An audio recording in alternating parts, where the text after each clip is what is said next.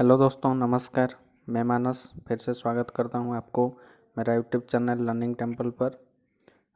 दोस्तों, अगर आप नया है हमारे चैनल पे तो कृपया करके हमारे चैनल को सब्सक्राइब कर लीजिए। आपका दोस्त लोगों के साथ हमारे चैनल का लिंक शेयर कर दीजिए। ऐसे ही अपडेटेड हम नया नया वीडियो आपके लिए लाते रहेंगे। आज एक नया टॉपिक के साथ मैं मानस फिर से आपके पास पहुंच रहा हूं। आज का जो टॉपिक है वो है महारत्न कंपनीज विथ देयर हेडक्वार्टर्स। ठीक है, महारत्न कंपनीज। तो महारत्न कंपनी पहले समझ लेते हैं किसे कहते हैं। बहुत सारी कंपनियां हैं अपना इंडिया में। आप देख सकते हैं, आपका स्टेट में हो सकता है, आपका डिस्ट्रिक्ट में भी हो सकता है।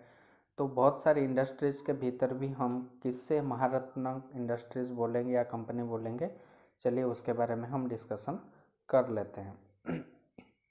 तो जो महारत्न कंपनी स्कीम वो मई 2010 में शुरू हुआ था। जितना भी पब्लिक सेक्टर कंपनीज है, पब्लिक सेक्टर कंपनी से ही चुना जाता है अपना महारत्न कंपनी, जिसको हम CPES बोलते हैं, सेंट्रल पब्लिक सेक्टर एंटरप्राइज। तो पहले समझ लेते हैं कि वो पब्लिक सेक्टर कंपनियां किससे कहते हैं। जैसे मान लो कि एक कंपनी के पास उसका जो टोटल शेयर है वो है 100%। ठीक है, अभी अगर 100% में से मिनिमम 51% किसके पास होनी चाहिए? गवर्नमेंट के पास होनी चाहिए। किसके पास? गवर्नमेंट के पास। तभी जाके हम कह सकते हैं कि एक कंपनी एक पब्लिक सेक्टर कंपनी है। बाकी जो 49% वो पब्लिक के पास होगा। ये मिनिमम होना चाहिए। कंपनी गवर्नमेंट चाहे तो 51 से ज़्यादा परसेंट शेयर भी अपने पास रख सकता है। ठीक है, तो जो भी पब्लिक सेक्टर कंपनीज है अभी इंडिया में, उनमें से ऐसे कुछ कंपनी को चुना गया है जिसको हम महारत्न कंपनीज बोलते हैं। किसके लिए ये बनाया गया है? ये स्कीम किसके लिए आया कि वो कंपनी का प्रोडक्ट इंटरनेशनल मार्केट में जैसे सेल कर सकते हैं। कैसे कर सकते हैं? उसको उस लेवल पे लाके ग्लोबलाइजेशन कर सकते हैं उसका ऑपरेशन, उसका जो भी प्रोडक्ट है। इसके लिए हम महारत्न स्कीम के बारे में पढ़ रहे हैं और गवर्नमेंट महारत्न स्कीम लेके आया है। तो एक कंपनी कब महारत्न बन सकता है? तो उसके लिए कुछ क्राइटेरिया होगा। जैसे कि वोट देने के लिए हमें मिनिमम 18 साल होना चाहिए एक सिटीजन को। वैसे एक कंपनी तब एक महारत्न कंपनी बोला सकता है जिसके पास अभी 5-6 में पॉइंट्स बताऊंगा, उस उतना ही स्टेटस होने चाहिए। तो क्या है वो स्टेटस, एक एक करके हम समझ लेते हैं। तो देखिए यहाँ पे है eligibility criteria for grant of Maharatna status.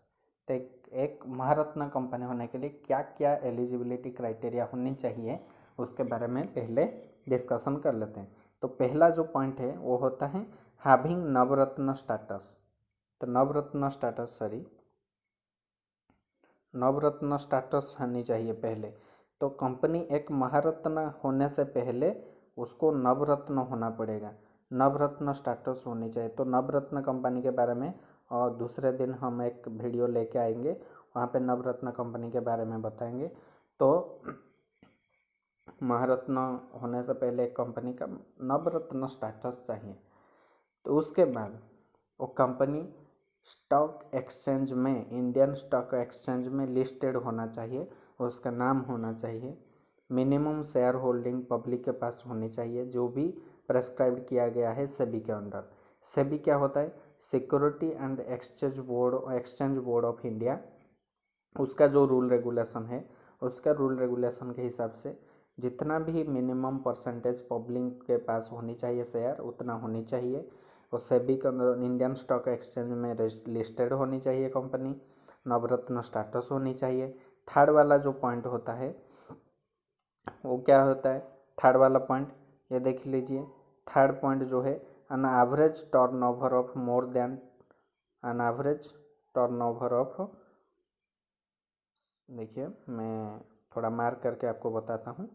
देखिए ये जो तीसरा पॉइंट है, an average turnover of more than 20,000 crore during the last 3 years. इसका मतलब क्या है कि पिछले 3 साल से कंपनी के पास जो भी टोटल टर्नओवर एवरेज होता है, एवरेज टर्नओवर मीन्स जितना भी प्रोडक्ट इसका बेचा जा रहा है उसका टोटल प्राइस जितना भी ये कमाया है मिनिमम 20,000 करोड़ 20,000 करोड़ होनी चाहिए। फिर जो चौथा पॉइंट है क्या है, an average annual net worth of more than 10,000 crore during the last 3 years.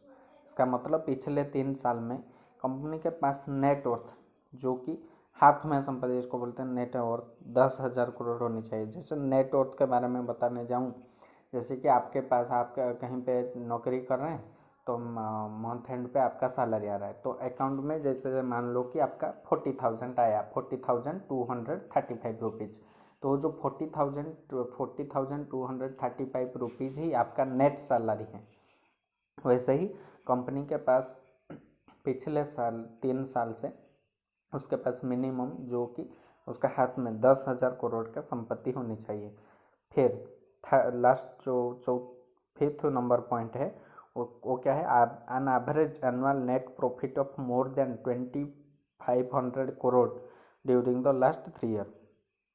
पिछले 3 साल में कंपनी का average profit net profit 2,500 crore होनी चाहिए।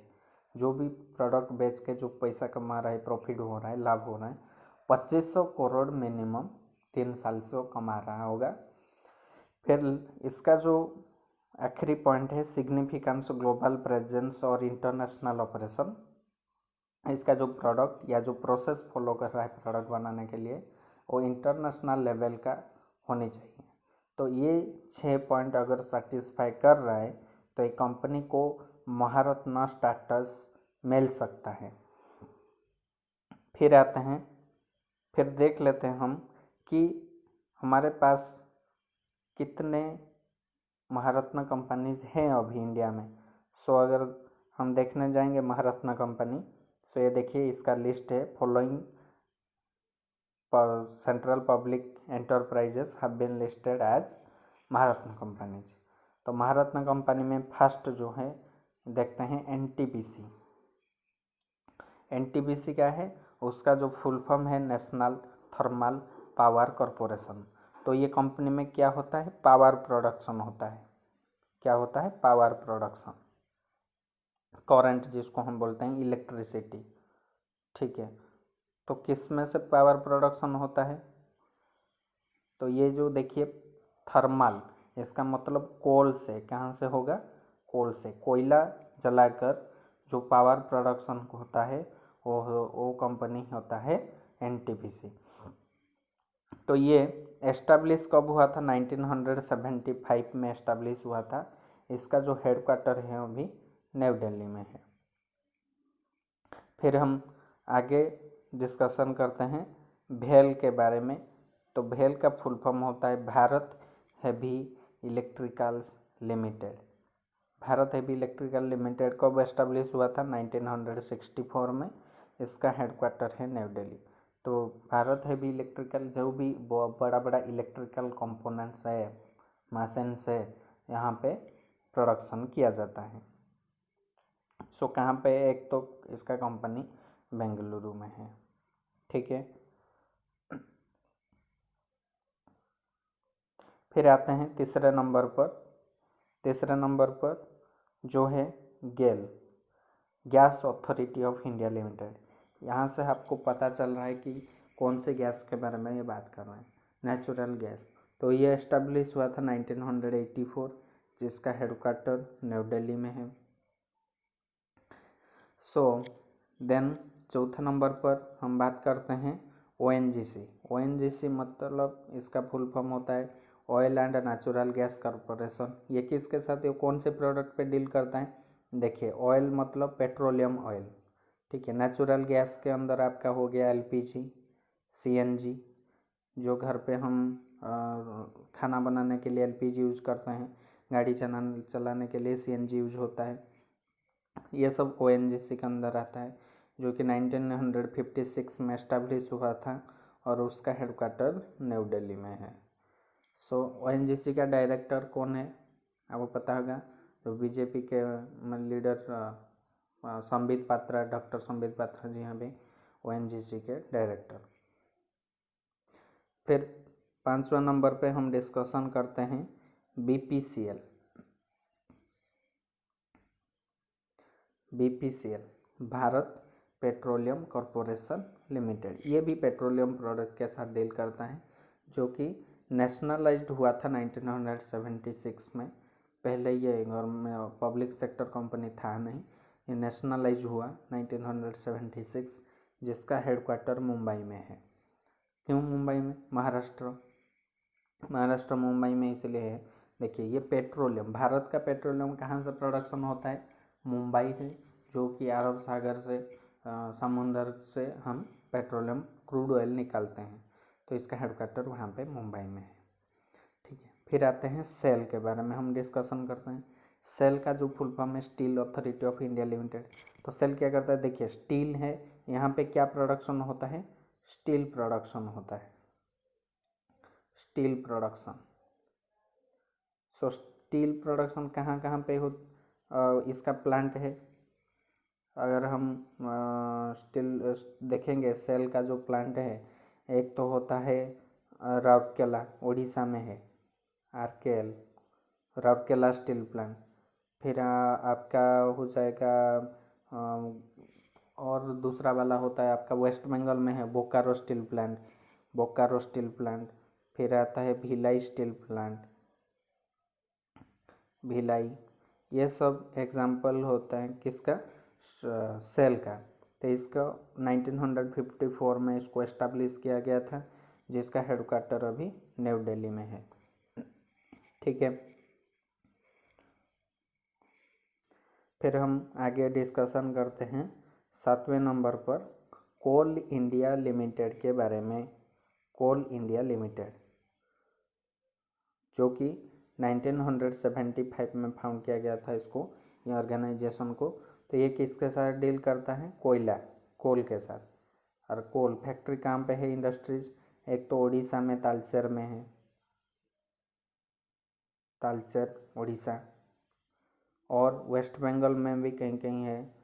ठीक है, साउथ में भी कोयला इंडस्ट्री जो ये होता है अपना माइंस होता है। ठीक है, तो इसका हेडक्वार्टर अभी कोलकाता में है, अपना वेस्ट बंगाल ईस्ट जोन में आता है। फिर हम बात करते हैं IOCL, जिसका फुल फॉर्म होता है इंडियन ऑयल कॉरपोरेशन लिमिटेड। ये भी पेट्रोलियम प्रोडक्ट को ही डील करता है। इसका प्लांट ऑल ओवर इंडिया है। उड़ीसा में यहाँ पारादीप में एक IOCL का प्लांट है, जो कि 1964 में इस्टेब्लिश किया गया था। इसका हेडक्वार्टर कहाँ पे है? न्यू दिल्ली। ठीक है, फिर 9वें नंबर पे हम डिस्कशन करेंगे Hindustan petroleum corporation limited HPCL के बारे में। सो आपने बहुत जगह पे हिंदुस्तान पेट्रोलियम का पेट्रोल पंप देखा होगा। HP का गैस LPG सिलेंडर में भी HP सिलेंडर भी यूज होता है। हिंदुस्तान पेट्रोलियम का HP गैस हम यूज करते हैं घर में खाना बनाने के लिए। सो ये भी पेट्रोलियम एंड गैस के साथ डील करता है, जो कि 1974 में इस्टेब्लिश किया गया था, और इसका भी हेडक्वार्टर मुंबई में है।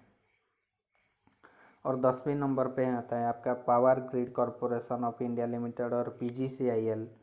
ठीक है, तो यहाँ पे पावर ग्रिड से आपको पता चल रहा होगा, ये इलेक्ट्रिसिटी के साथ डील करता है, इलेक्ट्रिसिटी। ठीक है, इलेक्ट्रिसिटी। सो ये जो ग्रिड है अपना इंडिया में टोटल बहुत ग्रिड पूरा कनेक्ट किया गया है, पूरा all over the India grid to grid connect किया है करंट का। सो ये 1989 में इस्टेब्लिश किया गया था PGCIL को।